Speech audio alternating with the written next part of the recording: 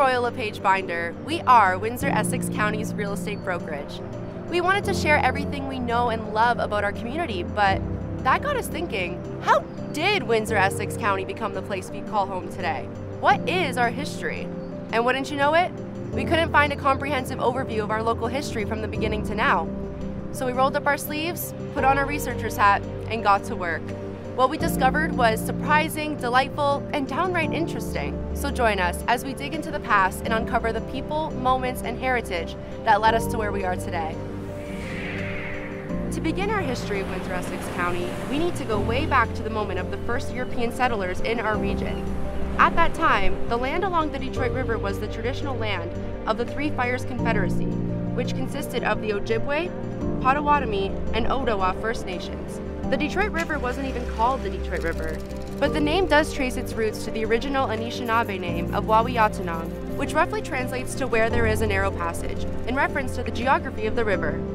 Upon the arrival of French settlers, they began to refer to it as, and pardon my French, Rivière du Détroit, which translates to River of the Strait.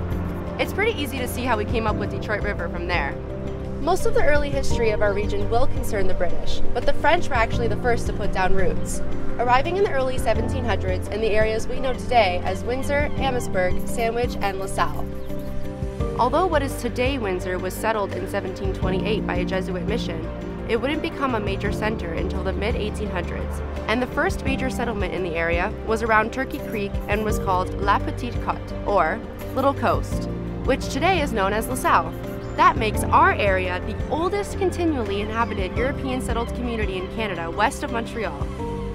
Essex County is actually older than Canada itself. In 1792, Governor John Graves Simcoe officially established Essex County as one of the 19 counties of Upper Canada. It took another 75 years before Canada was created. Although the French got here first, the 7 Years' War broke out in 1756. The war was international in scale, but what it meant for our region was that it fell under British control after the Treaty of Paris in 1763. This led to a large influx of British immigrants, to whom the British issued land grants, and encouraged the establishment of communities, many of which we're familiar with today, such as Colchester, Sandwich, and Gosfield. For the remainder of the 18th century, many of the places we know today were established, and our region was relatively peaceful, but tensions were building. The United States of America was born through the Revolutionary War, which ended in 1783. The loss of the 13 colonies led the British to unify the Dominion of Canada and build defenses. This buildup of might led to the founding of Amherstburg with the construction of Fort Malden in 1795. Interestingly enough, the fort was originally known as Fort Amherstburg, and the small township nearby was known as Malden Township, but due to the locals mainly calling it Fort Malden, the name just stuck. Later in the 1800s, Amherstburg would officially be named Amherstburg, but it began at the fort. In 1797, the original town site of Sandwich was founded to be the new seat of government and courts for our area. Think of it like the capital of Essex County at the time.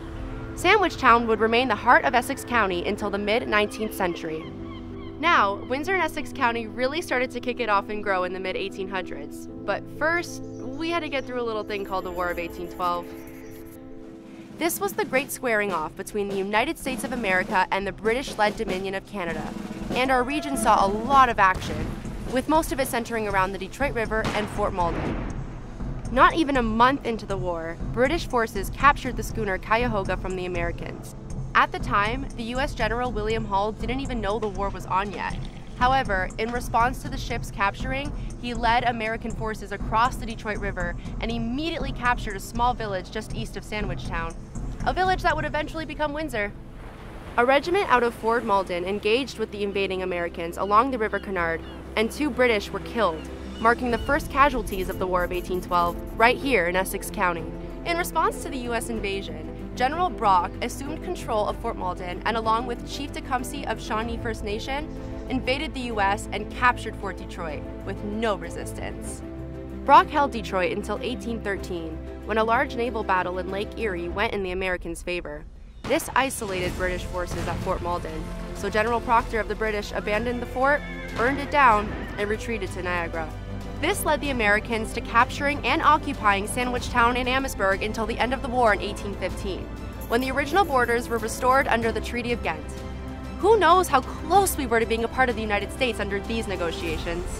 With the region back under British control and tensions appeased due to the end of the war, Windsor and Essex County was poised to begin flourishing and growing into the vibrant communities we know today. Sandwich Town was the seat of power in the region. Communities in the county were growing in size and influence, and the village of Windsor was starting its development. The mid-19th century would lead to massive changes in our region, and we're going to cover that in our next episode. We hope you enjoyed this first episode of the history of Windsor and Essex County, and maybe you have some new facts to share with your family and friends. Be sure to let us know what you think, and if you have some knowledge about our history that you'd like to share with us. From all of us at Royal LePage Binder, thank you so much for watching, and stay tuned for our next episode.